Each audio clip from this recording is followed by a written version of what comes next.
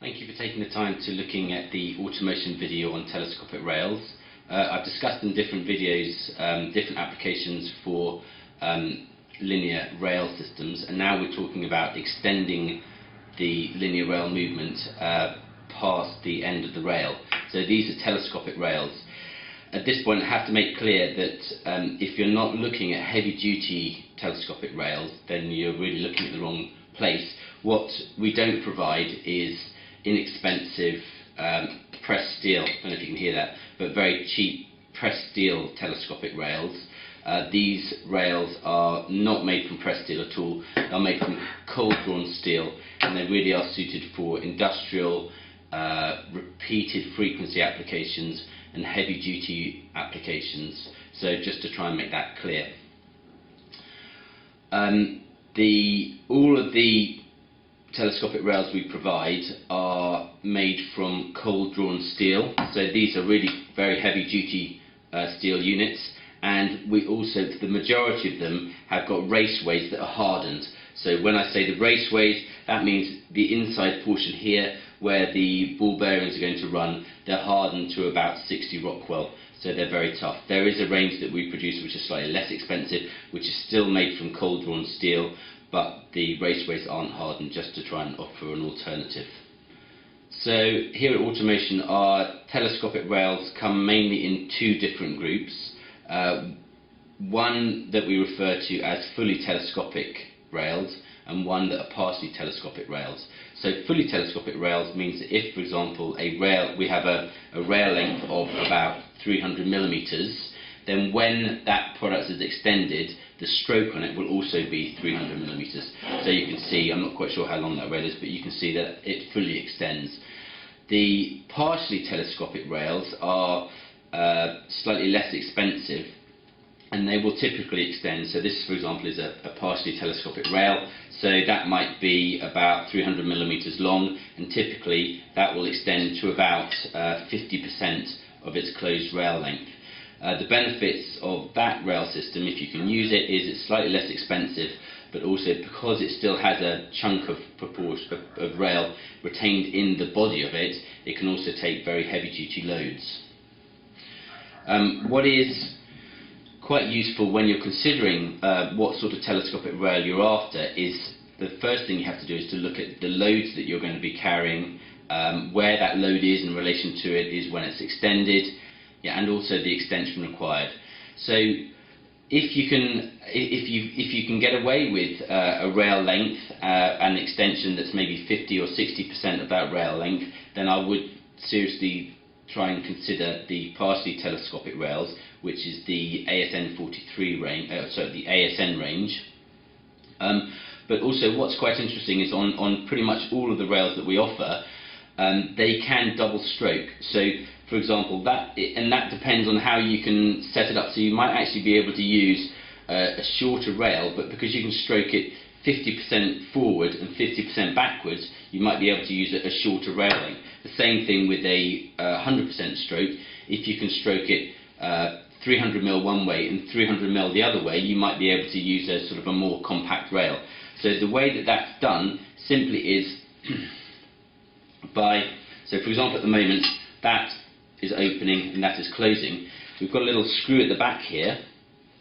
If I just remove this, hopefully. Okay. If I remove this rail now can extend 50% one way and 50% the other way. Okay. So that might enable you to set up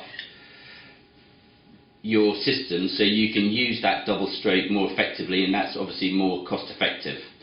What is important is that on all of these rails is whilst they do have an element of a stop in them, that stop is really not to be used as a hard stop against which you can pull things very rigidly. So for example here, when that moves out to that stop position, what's actually stopping it is a small little lug at the end here, and that lug is catching on the ball cage here.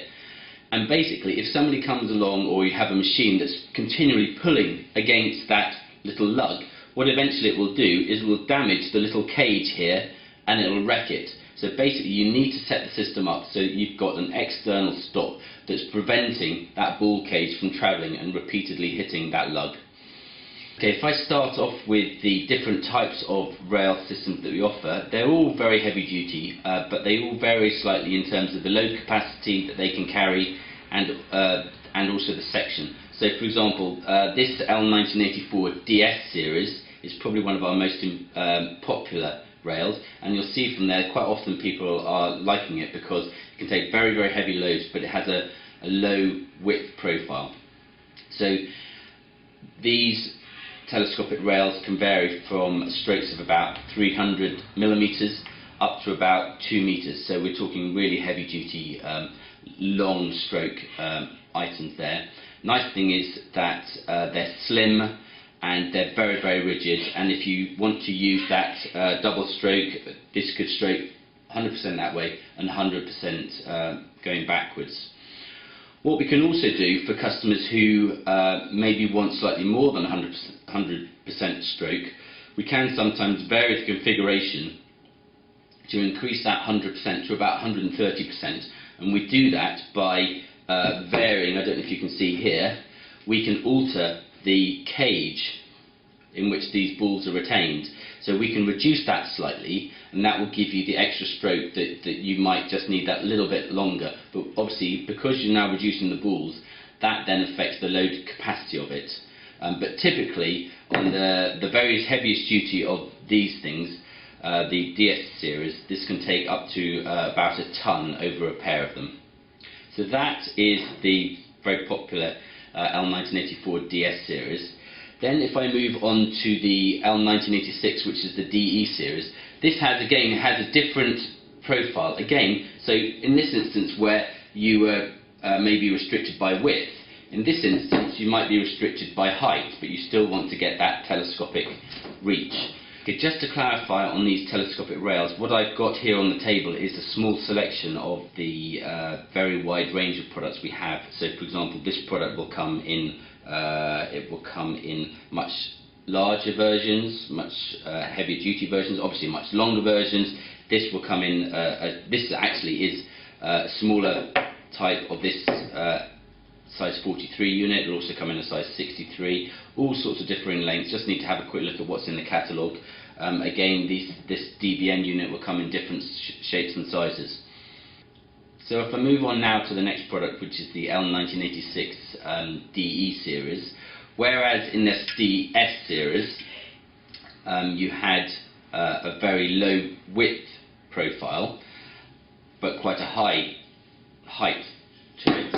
In this DE series, we're talking about a low height, but slightly larger on the width side of things. So again, you can see that profile there, where that will then extend, so that is your 100% extension.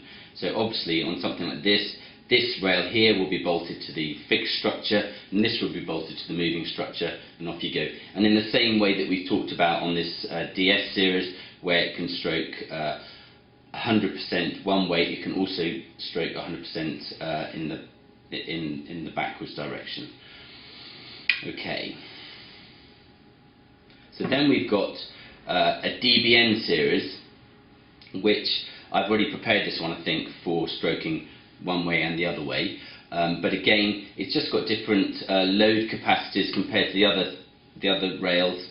So it's got better axial and radial loads, a combination of the two. So for example, this will stroke 100% in that direction, but because I've actually already removed the little retaining screws at the back, we'll then find that it also can stroke 100% in the other direction.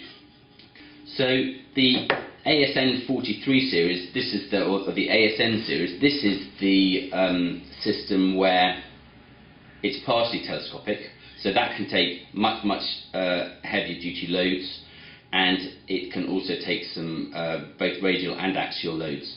So this typically will extend 50%, but again, by altering this we can increase that to 60-65% if required, but we tend to stick to this. This is what it's rated in the catalogue, that's what we've got the data for. If you want to extend it but you're concerned about the load ratings, we can provide that sort of information to you. A lot of information in the catalogue, and also you'll tend to find that on the website, hopefully all the 3D and 2D CAD files will be there for you to download. So just one other thing, I haven't got the product here, there is a similar version to this DS series, which is an LTF 44, and that has pretty much got the same sort of structure, but it doesn't have the hardened raceways, and that means we can offer it at a more competitive price, but it'll only stroke up to about 1 metre.